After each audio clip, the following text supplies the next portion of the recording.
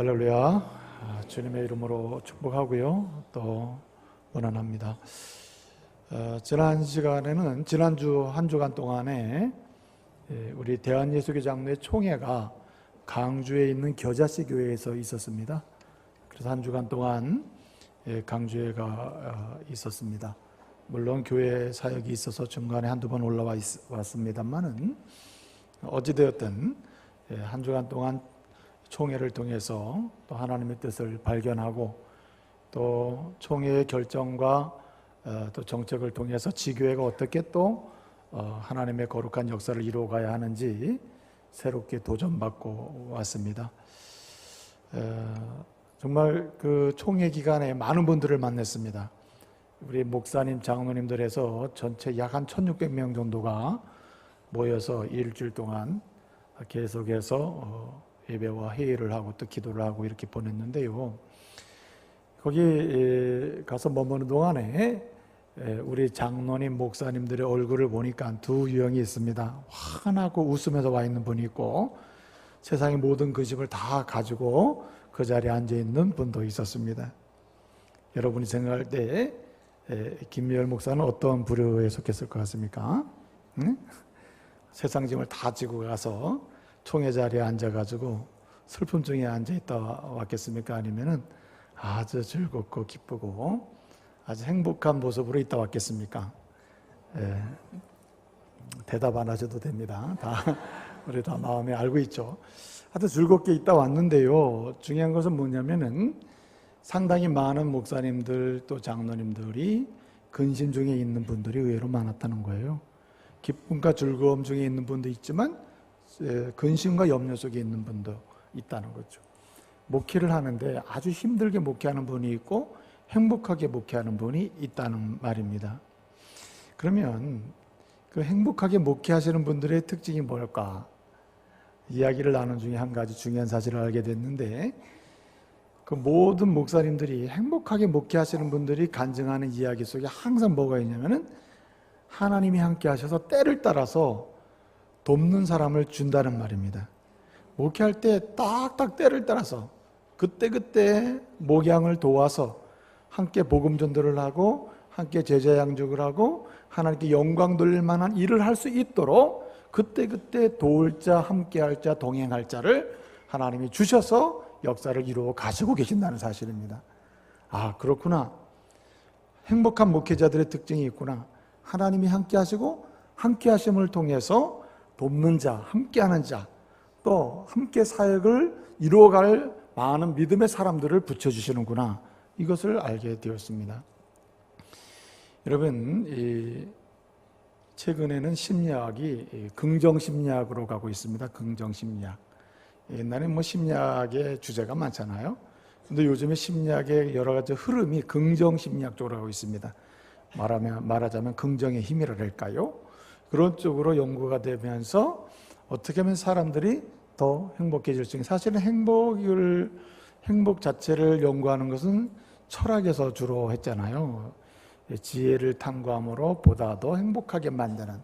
근데 심리학 자체도 요즘은 행복한 사람, 행복한 인생 이쪽으로 가고 있거든요. 그래서 이런 것의 상당 부분은 긍정에 있다, 이렇게 이야기하고 있는 것이죠. 여러분, 세계의 이 긍정심리학자로서 세계적인 권위자, 행복학에 대한 세계적인 권위자가 있는데 그 사람이 누군가 하면 에드 디너라고 하는 박사님입니다. 일리노이 주립대학의 일리노이 대학교의 심리학과 교수인데 이분은 행복학을 연구해서 사람들을 행복하게 해주고자 하는 열망으로 심리학을 하는 분입니다. 그래서 이 사람이 쓴 책 중에 아주 2009년에 이제 우리나라에서 번역이 돼서 소개가 된 책인데 그 당시에도 많이 팔렸고요. 또 아주 그 책으로 인해서 더 알려진 분인데 이 사람이 쓴 책 중에 이 모나리자 미소의 법칙이라고 하는 책이 있습니다. 모나리자 미소의 법칙. 그래서 에드 디너는 그 모나리자 미소의 법칙이라는 그 책에서 무슨 얘기를 하냐면은 사람들은 100% 완전한 기쁨을 통해서 행복을 얻으려고 하지만 또 슬픔과 아픔은 조금도 없이 다 제해버리고 100% 완벽한 뭔가 기쁜 일을 통해서 행복해지려고 하지만 인간의 행복은 그렇게 오는 게 아니다 하는 거예요. 그래서 인간을 진정으로 행복하게 만드는 거, 행복한 사람은 알고 보면은 87%의 기쁨과 그 다음에 13%의 슬픔이 적절하게 조화가 된 행복이 사람들을 행복하게 만드는 진정한 행복이다. 실제로 경험하는 행복이다. 그렇게 이야기하고 있는 거예요. 여러분 모나리자 작품 아시죠? 모나리자 하면 남자가 떠오릅니까? 여자가 떠오릅니까? 혹시 모나리자 모르는 분 있습니까? 없으면은 혹시 있으면 집에 가다가 인터넷 찾아보세요. 이 모나리자 작품을 보게 되면요, 얼마나 그 참 아름다운 여인입니까? 모나리자 작품을 보면은 막 눈에 띄게 막 웃고 있는 것도 아닌데 잔잔한 미소가 있고 그러면서도 평안함을 느끼고 있는 그 작품이 아닙니까? 그런데 과학적으로 그 모나리자 작품을 연구를 해보면요, 기쁨 87%, 슬픔 13%가 이렇게 균형 있게 조화가 돼서 모나리자라고 하는 그 작품이 나와 있다는 거예요. 그래서 사람들은 그 작품을 보면서 참 행복한 여인이다 이렇게 느끼는데, 사실은 알고 보면 일반적으로 사람이 실제적으로 느끼는 행복이란 기쁨 87%, 그 다음에 슬픔 13%가 조합이 돼서 적절한 행복이 경험될 때 행복한 사람이다 이렇게 말할 수 있다는 거예요. 그래서 이 에드 디너라고 하는 이 심리학 교수는 이 모나리자 미소의 법칙에서 그래서 완벽한 기쁨을 찾아서 행복해지려고 하는 사람은 그 행복을 누릴 수가 없다. 또 완벽하게 슬픔을 제해버리고 행복을 누리려고 하는 사람도 행복해질 수 없다. 적절한 행복이 진짜 행복한 거다. 그래서 그 작품의 87대 13%의 비율을 이제 이렇게 얘기하면서 그 책의 이야기를 전개하는 것입니다. 근데 그 모나리자 미소의 법칙이라고 하는 책에 보게 되면 파트 2, 2부에서 하는 주제가 뭐냐면 이런 주제입니다. 한마디로 행복한 사람이 성공한다고 하는 주제를 이야기하고 있습니다. 여러분 한번 묻겠습니다. 성공하면 행복해집니까? 행복한 사람이 성공할 수 있습니까? 여러분 똑똑해, 확실히 똑똑해. 응? 사람들은 흔히 성공하면 행복해질 수 있다고 생각한다는 거예요. 그리고 사실 또 그래서 뭔가 이 돈을 얻는데 성공하려고 하고 권력이나 명예를 얻는데 성공하려고 하는 거죠. 이뻐지는데 성공하려고 하는 거예요. 그런데 막상 성공했다고 행복해지는 게 아니다 이 말이죠. 그 에드 디너는 말합니다. 그 2부에서 말하기를 전체 주제가 뭐냐면 행복한 사람이 성공한다. 행복한 사람이 성공할 수 있고 행복한 사람이 실제로 뭔가 이루면 그것이 진짜 행복할 수 있다는 말이죠. 그러면서 그 4장에서 하는 얘기가 뭐냐면 한번 따라 합시다. 우리는 관계를 맺지 않고 살 수는 없다. 우리는 관계를 맺지 않고는 살 수가 없다고 하는 이러한 주제로 4장 전체를 설명해내고 있습니다.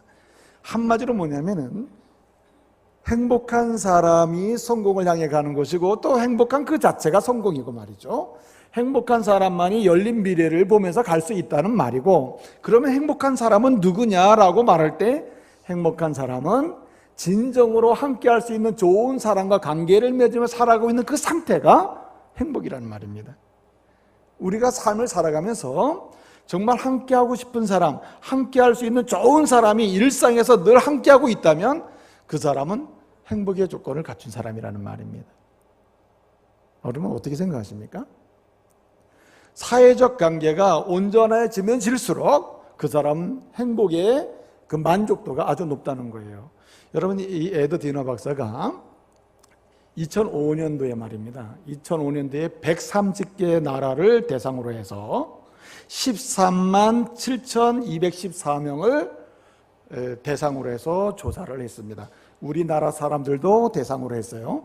세계 130개국의 나라를 사람을 표본 조사를 해가지고 이제 여론을 조사했습니다. 그 조사한 내용이 뭐냐면 삶의 만족도입니다. 당신은 삶에 만족하십니까?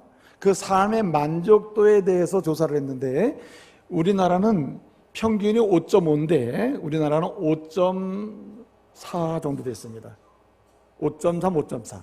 그러니까 중간 밑에 만족도를 가지고 있었다는 거죠.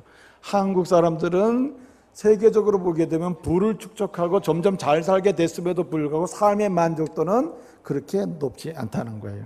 예? 그리고 더 중요한 것은 뭐냐면, 그러면 물질의 가치에 대해서, 물질을 사람들이 흔히 생각하고 있는 인생의 여정 중에 정말 중요하게 생각하는 가치가 뭐냐 할 때에, 당신이 중요하게 여기는 가치 중에 물질적 가치는 어느 정도 수준이냐, 최고 높은 점수를 9로 생각했을 때 한국 사람은 7.5 정도의 가치를 줬다는 말입니다. 7.5. 예? 일본이 6.1, 미국이 5.4, 예? 짐바브웨이 제일 가난한 나라 사람들이 한 5.5 정도 됐다고 합니다. 하여튼 우리나라 사람들은 7.5 정도의 만족도를 가지고 가치를 두고 있었다. 이 말을 뭘 했냐면, 이 에드디는 해석을 이렇게 한 것입니다.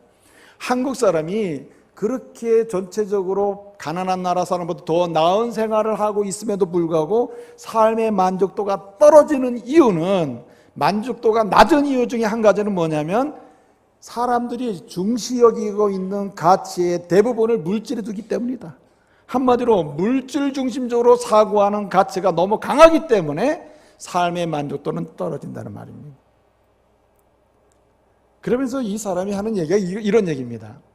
하는 얘기는 뭐냐면, 모나리자 미소의 법칙에서 한 얘기처럼, 사람이 진정한 행복한 사람은 어디서 결정되냐면 사회적 관계에서 결정되는데, 아마 소셜 릴레이션십이 아주 중요하다는 거예요.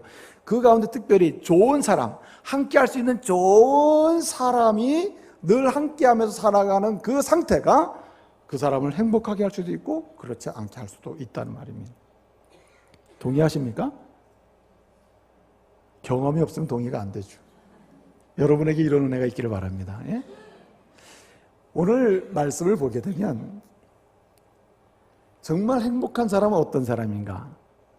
행복한 사람은 때를 따라서 도울 사람, 함께할 사람, 동반자가 있는 사람이라는 것을 보여줍니다. 성경은요, 행복한 사람은 어떤 사람인가? 첫째는 하나님이 함께하는 사람이 행복하다. 둘째는 하나님이 함께함으로 하나님에 의해서 선물로 늘 일상의 삶 속에서 함께할 수 있는 사람이 하나님에 의해서 이렇게 주어지고, 또 하나님의 은혜 가운데서 함께할 수 있는 사람이 더해지는 그 사람이 행복한 사람이라고 오늘 말씀해 주는 거예요. 여러분, 다윗은 우리는 알잖아요. 다윗은 인생 여정에 실패한 적도 있고 성공한 적도 있죠.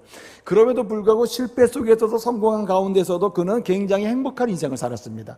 왜 행복했습니까? 첫째는 하나님이 함께 하셨고, 둘째는 하나님이 함께 하시는 속에서 그는 때마다 시마다 도울 만한 사람을 늘 하나님을 통해서 보냄받았고, 함께 할 수 있는 사람은 그와 함께 할 수 있었기 때문에, 그의 옆에는 항상 돕는 자가 있었기 때문에 그는 행복했던 것입니다.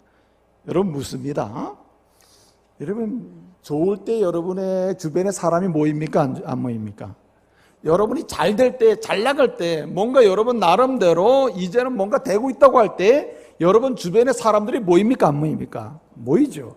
그럼 반대로 여러분, 뭔가 문제가 있고 안 되고 절망적이고 상황이 힘들고 역경의 상황이 오고 사람들에게 뭔가 비난받을 만한 상황이 몰려올 때, 그때 여러분 주변에 사람이 모입니까? 떠나갑니까? 묻는 게 잘못이죠. 다 떠나죠. 다 떠나죠. 예? 근데 정말 행복한 사람은 어떤 사람이냐면, 인생에 아주 비극적 상황이 오고 절망적 상황이 올 때조차도 하나님이 함께 하시고, 그래서 그를 도울 만한 사람이 계속 옆에 있는 사람, 더해지는 사람, 그 사람이 행복한 사람임을 믿습니다. 오늘 다윗이 그런 사람이었단 말이죠. 오늘 다윗을 보게 되면요, 오늘 사무엘하 15장을 우리가 함께 봉독을 했습니다. 사무엘하 15장의 상황은 뭐냐면, 한마디로 다윗이 그의 아들 압살롬이 반란을 일으켰습니다. 아버지 다윗의 왕권을 찬탈하기 위해서 반란을 일으켰어요. 한마디로 역모를 한 겁니다. 그래서 이제 이 아들 압살롬이 헤브론이라고 하는, 예루살렘 근처에 있는 헤브론이라고 하는 그 도시에서, 그 도시에 반란을 일으키고 성공을 한 거예요. 그리고 이런 상황에서 다윗은 부랴부랴 어떻게 합니까? 도망갑니다. 예루살렘 성에서 나와가지고 도망가는 상황을 설명해 놓은 말씀이 사무엘하 15장이에요.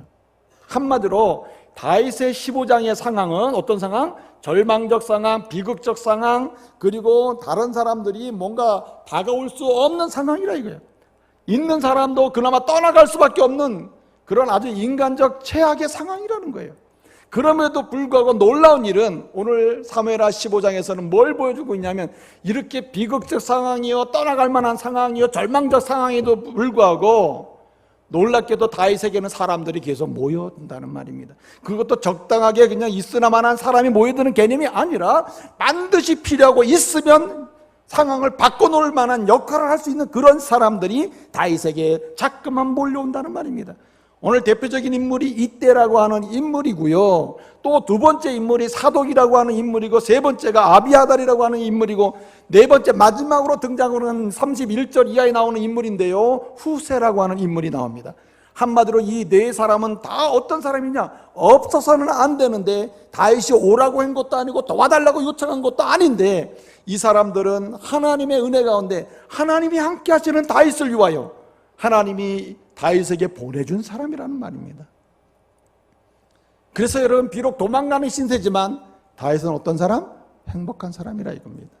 비록 절망적 상황이지만 다윗은 행복한 사람이라, 미래가 열린 사람이라, 함께 할 수 있는 사람이 있고, 그래서 열린 미래를 바라보고 하나님의 은혜를 기대할 만한 이런 상황으로 갈 수 있는 행복한 사람이 다윗이었다는 말입니다.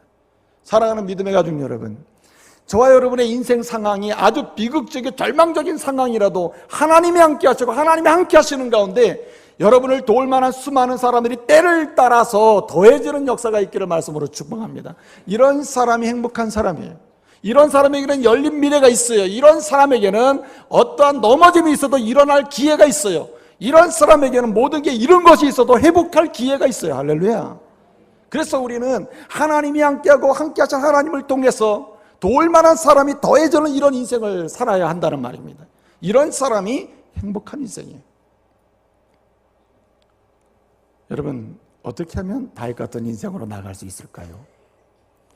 극한 절망 속에서도 도울 만한 사람이 더해지고, 도저히 혼자서는 안 되는데 그럼에도 불구하고 하나님이 함께 하심으로 도울 만한 사람을 세워주시고, 또 함께할 만한 사람을 또 함께하게 해주시고, 결정적으로 지혜를 줄 만한 사람을 옆에 두게 하셔서 행복하게 하는 이 하나님의 은혜를 누리는 이런 사람 어떻게 될 수 있습니까? 왜 하나님은 다윗에게 이런 은혜를 주셨을까요? 왜 함께 해주시고 또 도울 만한 사람을 때를 따라 주셔서 행복한 인생 여정으로 그 미래를 바라보고 갈 수 있었을까요? 우리는 이 사실에 주목할 필요가 있습니다. 오늘 말씀을 보게 되면 우리는 다윗을 통해서 놀라운 사실을 알게 됩니다. 누가 하나님이 함께하는 은혜를 경험하고 누가 그 하나님이 함께하심을 통해서 돕는 자를 경험하고 돕는 자를 세우신 하나님의 은혜로 인해서 미래를 향해서 나아갈 수 있는 그 놀라운 기회를 갖게 되느냐 말이에요. 우선적으로 생각할 수 있는 것은 무엇이면, 첫째로 생각할 수 있는 게 무엇입니까? 여러분, 오늘 말씀을 보게 되면요, 다윗은요, 절망적 상황이든 그 상황이 어떤 상황이든지 간에 그는 절대적으로 유일하게 의지할 분은 하나님밖에 없음을 믿었다는 사실입니다. 여러분, 하나님을 절대적으로 하나님만 의지하는 그 사람, 하나님은 그와 함께 하시고 그에게 도울 자를 보내주심을 믿으시길 바랍니다. 오늘 말씀을 보게 되면요, 12절에 보니까 반란을 일으킨 압살롬에게 모든 이스라엘 사람들이 돌아갔다 그랬어요. 압살롬에게 가는 사람이 많아졌다고 말씀하고, 13절을 보니까 뭐라고 했습니까? 이스라엘의 민심, 이스라엘 사람들의 인심이 다 누구에게 돌아갔어요? 압살롬에게로 돌아갔나이다 라고 말씀하고 있습니다. 그래서 여러분, 12절을 보게 되면 대표적으로 민심이 돌아가고 이스라엘 사람들의 마음이 다 압살롬에게로 갔어요. 이게 굉장히 심각한 상황 아닙니까? 대표적으로 누가 돌아갔다 그랬습니까? 12절 보면 아히도벨이라고 하는 사람이 압살롬의 편에 붙었다, 압살롬에게 돌아갔다라고 말씀해 주고 있습니다. 아히도벨은 어떤 사람입니까?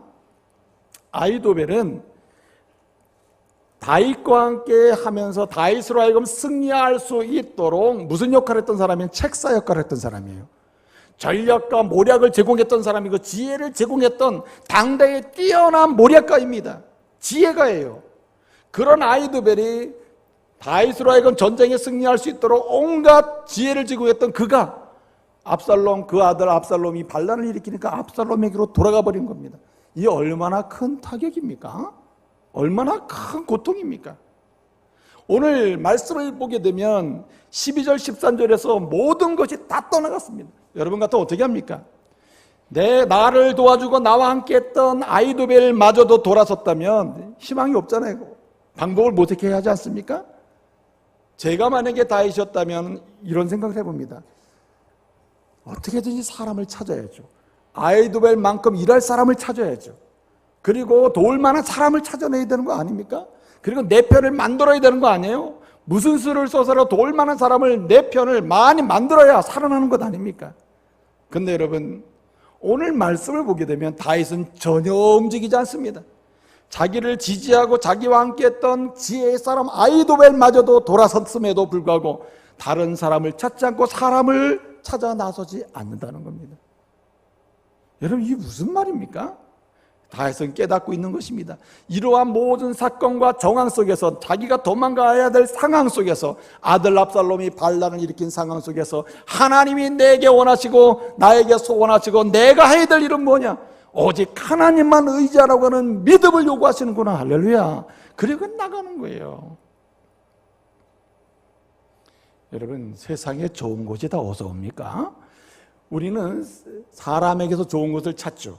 세상에서 좋은 것을 찾습니다. 온갖 갖고 싶은 좋은 것들을 얻으려고 합니다. 근데 여러분, 정말 사람이 좋은 것, 우리가 갖고 싶어 하는 것 줄 수 있습니까? 우리가 얻으려고 하는 보물들을 세상에 줄 수 있습니까? 없죠. 여러분, 그래서 야고보는 선언하고 있어요. 야고보서 1장 17절에서 뭐라고 말씀하냐면, 온갖 모든 좋은 은사들과 그리고 온전한 선물들이 다 어디서부터 와요? 다 위로부터, 저 하늘로부터, 천국으로부터, 하늘로부터 오는데 빛들의 아버지께서, 빛들의 아버지 되신 하나님으로부터, 빛들의 아버지로부터 내려온다고 했습니다. 여러분, 사람들은 세상에서 좋은 것 찾지만 진정 좋은 것을 주시는 분은 하나님이십니다. 하나님이 좋은 것을 만드시고 좋은 것을 허락하십니다. 그렇기 때문에 다윗은 알았어요. 내가 지금까지 아히도벨의 도움을 받았다 하더라도 아히도벨이 나를 도운 것이 아니라 아히도벨을 세워서 하나님이 도우셨음을 그는 알았던 거예요. 그리고 어떻게 합니까? 그는 아히도벨이 떠나가고 사람들이 떠나갈지라도 그가 의지할 분은 사람이 아니라 누구? 하나님 한 분임을 믿었단 말입니다.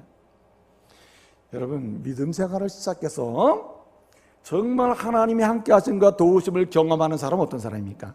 믿음의 심지가 아주 곧은 사람들이에요. 한번 예수를 구주로 믿고 그 은혜로 구원받음을 고백한 이후에 내가 사나 죽으나 오직 예수 이름으로 살리라, 하나님 한 분으로 의지하며 살리라, 그런 믿음의 심지를 견고히 하고 나가는 그 사람, 그 사람에게 하나님은 평강을 주시고 그 사람에게 도울 자를 허락하심을 믿으시길 바랍니다. 여러분, 이사야 26장 3절을 보게 되면 그래서 이사야는 선언하고 있습니다. 주께서, 주님은, 하나님은 주께서 심지가 곧은 자에게 뭐 하십니까? 평강에 평강을 더하시나니, 한마디로 행복하게 하시고 행복하게 하시나니. 왜 그렇게 행복하게 하신다고 했습니까? 이유가 뭐라 했습니까? 이는 그가 누구를 의지함이라? 주를 의지함이라, 주를 의뢰함이라, 주님께 모든 걸 맡김이라고 했습니다. 이 사람이 누구였습니까? 다윗이라는 말입니다. 상황은 절망이고 상황은 어둠이고 상황은 미래가 보이질 않아요. 상황은 사람이 다 떠나갑니다. 그러면 사람을 찾아야 되고 사람을 붙들어야 내 편을 만들어야 되잖아요. 그러나 다윗은 사람을 찾는 일로 움직이지 않습니다. 머리를 쓰지 않습니다. 그는 하나님을 향한다는 말이에요. 이럴 때 내가 찾을 분 하나님밖에 없고, 이럴 때 내 마음을 아실 분 하나님밖에 없고, 이럴 때 내 심령의 상함을 아시는 분은 하나님밖에 없다. 여러분, 우리가 31절을 읽지 않았습니다. 오늘 15장 31절을 보게 되면 혹 어떤 사람이 와서 다윗에게 고백합니다. 보고합니다. 왕이시여, 아시는지 모르시는지는 모르겠습니다만은 중요한 사실을 보고드립니다. 지금 압살롬 반란에, 압살롬 모반에 동참한 사람들, 압살롬에게 다 간 사람들을 보니까 그 중에서 정말 중요한 사람, 가면 안 될 사람이 갔습니다. 그 사람 누구예요? 아히도벨이 갔습니다. 아히도벨. 큰일 났습니다. 이렇게 걱정하며 얘기해요. 그랬더니 다윗이 뭐라고 얘기합니까? 그 아이도벨이 압살롬에게 갔던 보고를 받은 데면 어떻게 합니까? 큰일 났네, 큰일 났어. 예? 나를 돕던 사람이 그리 가서 나를 너무나 잘할 것이고 우리 전략을 너무나 잘할 것인데 이거 큰일 났네, 그렇게 걱정했습니까? 아닙니다.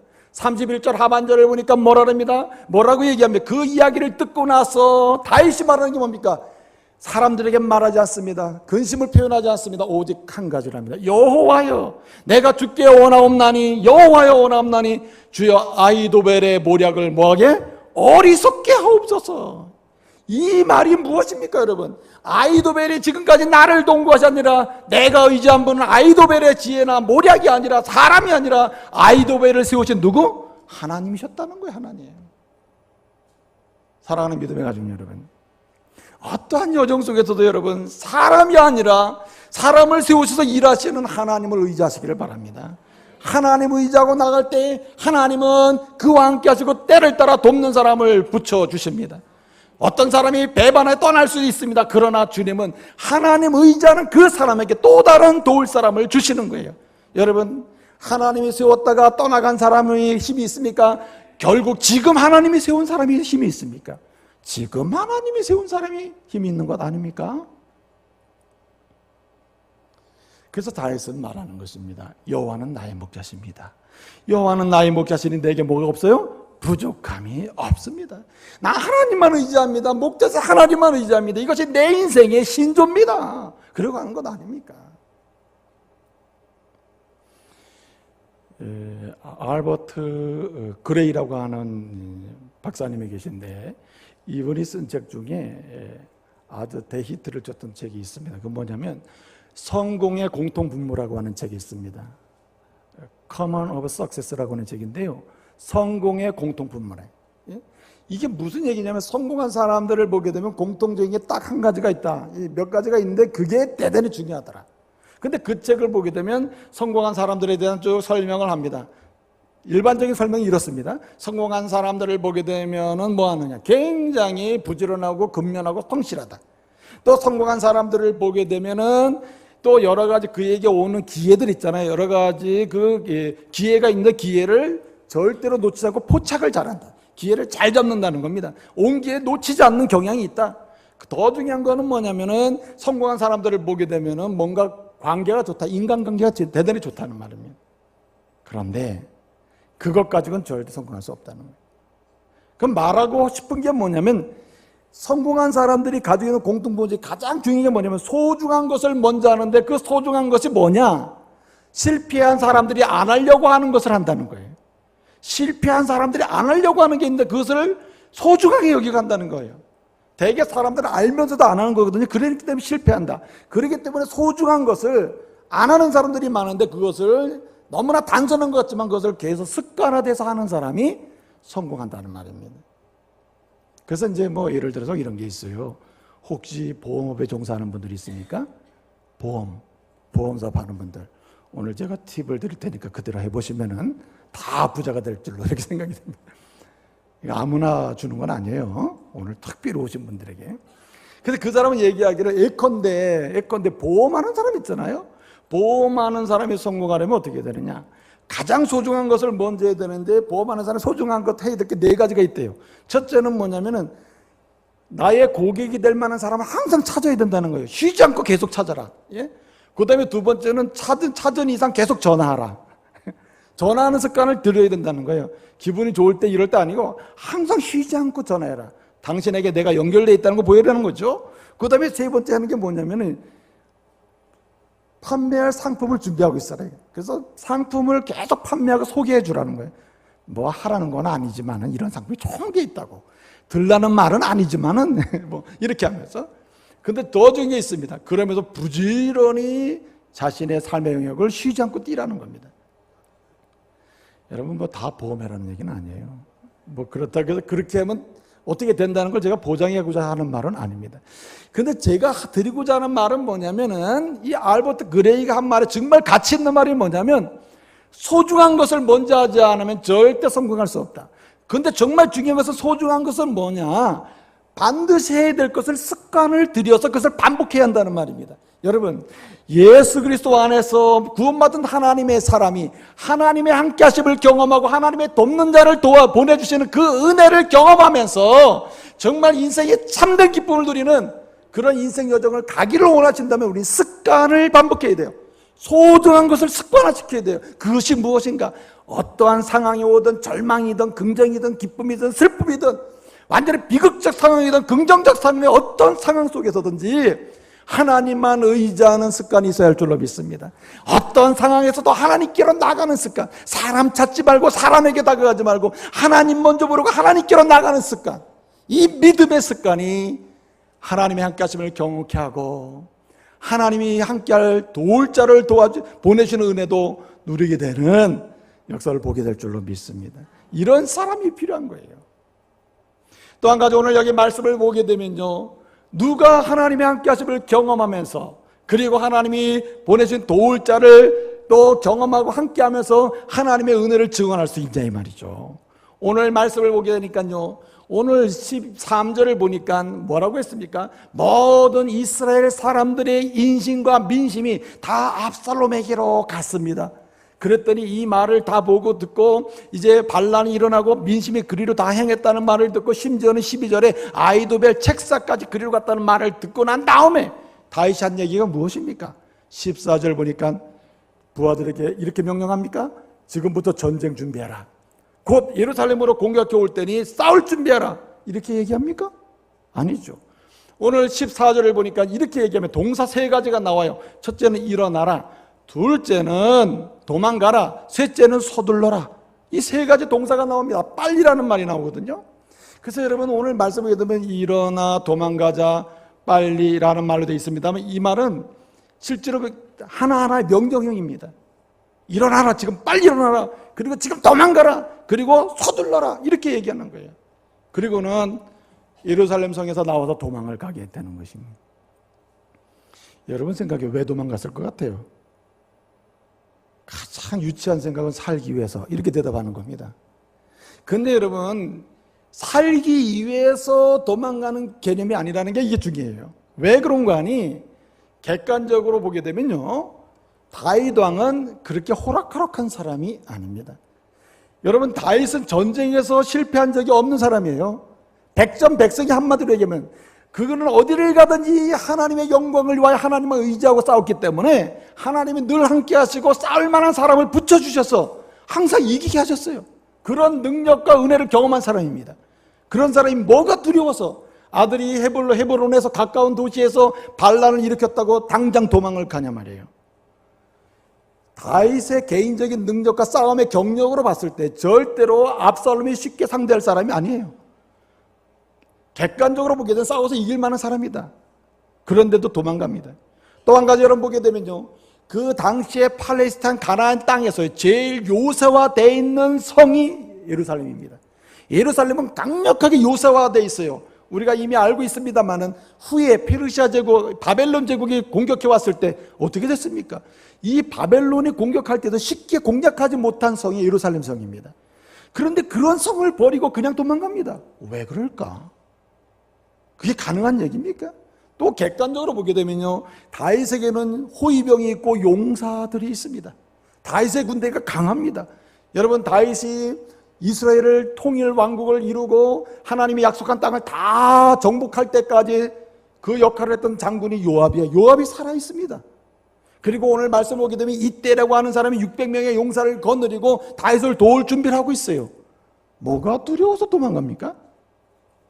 용사들의 면에서나 다윗 개인적인 면에서나 예루살렘 성 그 요새화 정도에 따라서 그 면에서를 보게 되면 절대로 도망갈 필요가 없습니다. 싸움에 이길 만한 여건을 갖추고 있다. 그런데 도망가요. 오늘 말씀 보게 되면 도망도 적당히 가는 게 아닙니다. 오늘 시브리어로 이렇게 얘기합니다. 쿰, 빨리 일어나, 쿰 합니다. 그 다음에 또 한 가지는 뭐냐면 지금 빨리 서둘러라, 마루아, 빨리 서둘러 이런 상황이에요. 예? 그런데 왜 이러냐 말이에요. 이유가 있습니다.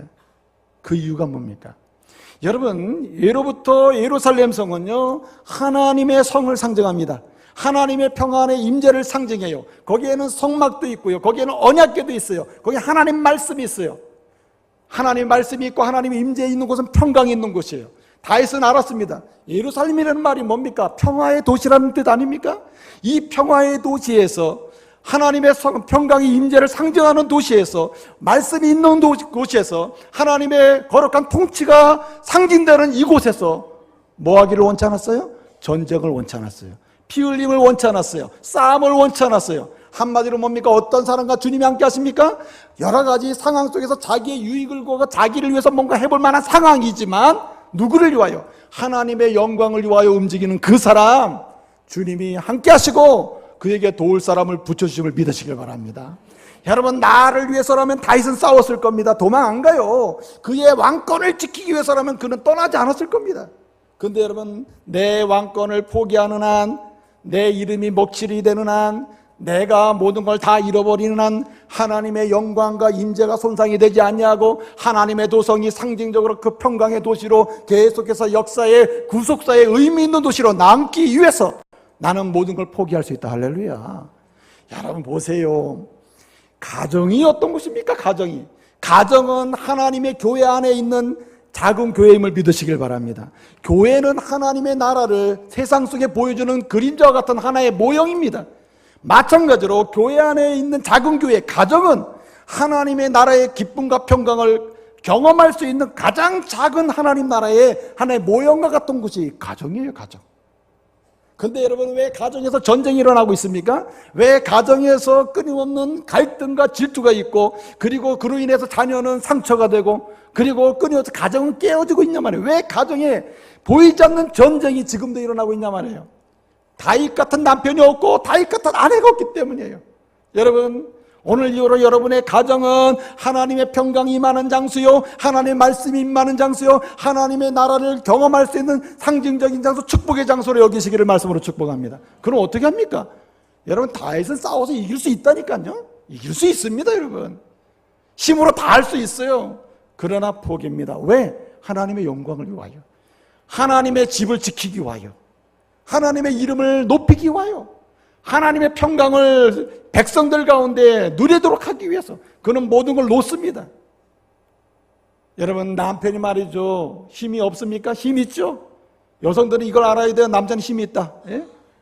그런데 왜 남편한테 함부로 하냐 말이에요. 예? 남편이 힘이 없어서 가만히 있습니까? 다윗 같은 남편은 가만히 있는 줄로 믿으시길 바랍니다. 왜? 가정은 하나님의 평강에 축복의 장소요, 하나님의 임재의 장소요, 하나님의 은혜를 경험하도록 주신 가장 작은 천국이 가정이다. 할렐루야. 그러니까 남편은 손을 놓고, 예? 비록 피할 수도 있고, 아내가 때리려고 하면 도망가고 말이야. 예? 이러고 사는 거 아닙니까? 예? 이게 왜 그렇습니까? 이러한 남편이 있고 이러한 다윗 같은 아내가 있으면 그곳은 하나님의 평강의 도시가 될 줄로 믿습니다. 예? 은혜의 도시가 되는 거죠. 예? 여러분, 왜 요즘에 교회가 이렇게 문제가 많습니까? 하나님의 영광, 하나님의 임재, 하나님의 평강의 은총, 이런 거 생각하지 않아요. 이 교회는 하나님의 집이다 생각하지 않아요. 이건 내 집이다, 내 집. 그러면 내 자존심이 문제가 되고 내 명예가 문제가 되고 내가 원하는 게 문제가 된다면 나는 끝까지 싸우리라. 그런 장로님, 그런 목사님, 그런 권사님, 그런 직분자들 때문에 교회가 다 문제가 되는 거 아닙니까? 사랑하는 믿음의 가정 여러분, 저와 여러분이 있는 가정, 저와 여러분이 있는 교회, 저와 여러분이 있는 삶의 자리는 바로 다윗 같은 심정으로 우리가 숨으로써 하나님의 축복의 역사가 경험되는 장소가 되기를 말씀으로 축복합니다. 그런 사람에게 주님은 함께 하셔요. 주님이 책임져요. 주의 영광을 위해서 내 것을 내려놓는데 왜 주님이 그냥 놔두겠어요? 예? 그래서 여러분, 예수님을 보세요. 예수님을 보시면 어떻습니까? 주의 영광을 위해 자기 것을 어떻게 합니까? 다 내려놓는 거 아닙니까? 그래서 여러분, 고린도서 8장 9절을 보게 되면 주 예수 그리스도의 은혜를 너희가 아노니, 그 부유한 자로서 그가 너희를 위해서 가난하게 되신 이유가 뭐냐? 그의 가난하게 되심으로 인해 너희를 뭐하게 만들려고? 부유하게 만들려고 그렇게 하셨다. 무슨 말입니까? 하나님이 원하시는 하나님의 영광을 위하여 주님은 다 내놓으셨다는 것 아닙니까? 마지막 한 가지 말씀드립니다.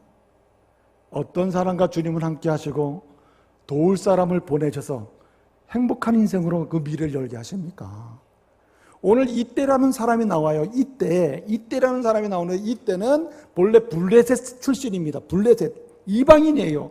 그런데 이 블레셋 땅에서 뭔가 문제가 있어가지고 군사 600명 그의 가족들을 데리고 망명을 왔어요. 누구한테? 다윗에게.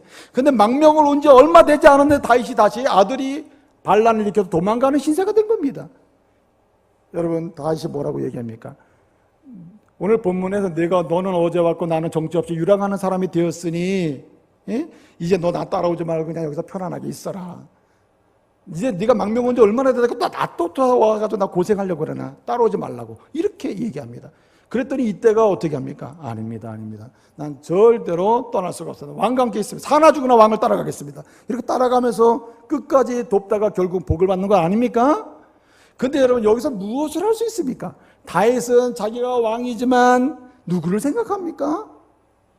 사람을 생각합니다. 자기와 함께하는 이때를 생각해 주는 것이죠. 여러분, 하나님이 함께하는 사람은 자기만을 생각하는 사람이 아니라 함께하는 형제와 자매를 생각하는 그 사람과 함께 하시고 그에게 도울 자를 보내심을 믿으시길 바랍니다. 오늘 말씀 23절에 보니까 이렇게 말씀하고 있습니다. 이제 예루살렘 성에서 나왔습니다. 다 나왔어요. 나와가지고 감난산을 넘어가야 되는데, 감난산으로 가는 예루살렘 성이 있는 그 산과 건너편에 감난산이 있는데 그 건너가는 시내가 있어요. 골짜기가 있는 이 골짜기를 기도론 시내가라고 그래요. 그 기도론 시내라고 해요. 기도론이라고 하는 말은요, 탄식한다는 뜻입니다. 슬프다는 뜻입니다. 기도론이라는 말 자체가. 그래서 이 다윗이 그 부하들과 함께 예루살렘에서 도망쳐 나왔습니다. 도망쳐 나 이제 기도론 시내를 건너야 됩니다. 건널 때 어떻게 합니까? 내가 왕이니 나부터 건너리라 하고 왕부터 건너고, 뒤에 오는 사람은 추격하는 사람들에서 잡혀 죽든지 말든지 난 신경 안 쓰는데 이렇게 건넜습니까? 23절에 보니까 뭐라고 얘기합니까? 모든 백성이 기도론 시내를 건너가매, 그 다음에 누구도 건넜다 그랬어요? 왕도 건너니라. 할렐루야. 오늘 본문이 가르치는 게 여기 있습니다. 여러분, 하나님은 누구와 함께 하시는가? 자신을 먼저 생각하는 사람이 아니라 함께하는 아내를 생각하고, 함께하는 남편을 생각하고, 함께하는 자식을 생각하고, 함께하는 형제를 생각하는 그 사람, 주님은 그와 함께 하시고 때를 따라 돕는 사람을 붙여주심을 믿으시길 바랍니다. 여러분 보세요. 어떤 랍비가 말입니다. 성경을 가리키는 랍비가 제자들에게 물었답니다. 얘들아, 내가 질문할 때는 대답을 해보거라. 너희가 생각할 때에 동이 터오는 것을 어떻게 알 수 있겠느냐라고 물었습니다.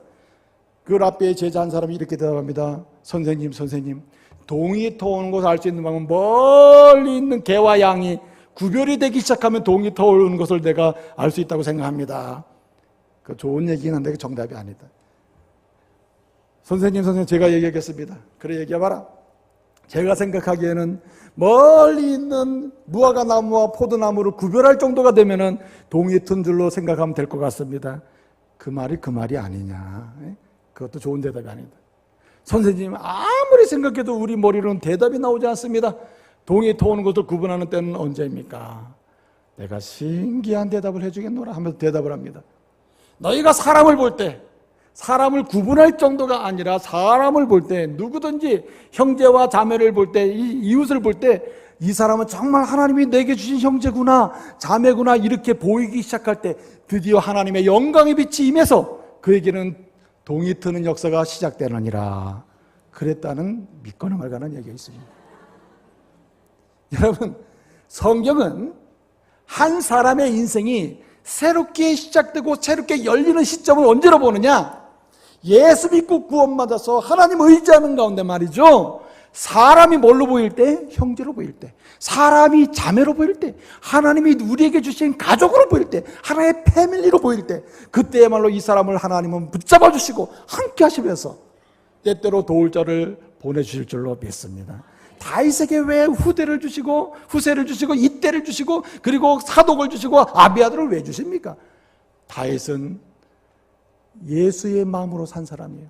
여러분, 사도행전 13장 22절에 보니까 뭐라고 얘기합니까? 다윗에 대해서 평가하기를, 다윗은 누구의 마음에 합한 자라? 하나님 마음에 합한 자라. 하나님 마음이 뭘까요? 하나님 마음은 택한 백성을 생각하는 마음이에요. 예수님의 마음은 어떤 마음일까요? 구원받아야 될 성도들을 생각하는 마음이에요. 다윗이 어떤 마음에게 주의 마음에 합했을까요? 그는 백성을 생각하는 마음이었다는 겁니다. 사랑하는 믿음의 가족 여러분, 왜 아브라함이 복을 받습니까? 왜 아브라함이 결정적 위기 때마다 주께서 함께 하시고 그를 도우시며 도울 자를 때때로 보내셔가지고 이기게 하십니까? 여러분, 창세기 13장 9절을 보게 되면 뭐라고 말씀합니까? 그와 함께 나왔던 이제 롯이 떠나갈 때가 됐습니다. 어떻게 합니까? 롯에게 이 앞에 펼쳐져 있는 게 다 보이지 않느냐? 내가 자하면 나는 우하고 내가 우하면 나는 잘이라잖아요. 무슨 말입니까? 선택의 문제가 아니라 내가 너를 생각하고 있다. 내가 너 먼저 생각하고 있다. 나는 그렇게 중요하지 않다. 이 얘기 아닙니까? 하나님은 그에게 함께 하시고 그에게 은혜를 주시는 것입니다. 여러분, 주님은 오늘 이때에 무엇을 원하고 계시는가? 정말 하나님의 은혜 가운데 행복한 인생 사는 주의 성도들을 소원하고 계십니다. 여러분, 행복한 자가 뭐 할 수 있다고요? 성공할 수도 있고 미래의 열린 미래를 바라볼 수가 있는 것입니다. 어떻게 해야 합니까? 저와 여러분이 오늘 하나님이 함께하는 사람 되시길 바랍니다. 하나님이 도우실 자를 보내주시는, 돕는 자를 보내주시는 이런 사람 되시길 바랍니다. 다윗처럼 여러분 어떠한 상황에서도 하나님만 의지하시길 바랍니다. 어떠한 상황 속에서도 하나님의 영광을 위해서 먼저 행동하시길 바랍니다. 그리고 함께하는 믿음의 형제 자매를 생각하시길 바랍니다. 주님이 함께 하시고 여러분을 도울 자를 보내실 줄로 믿습니다. 기도하겠습니다.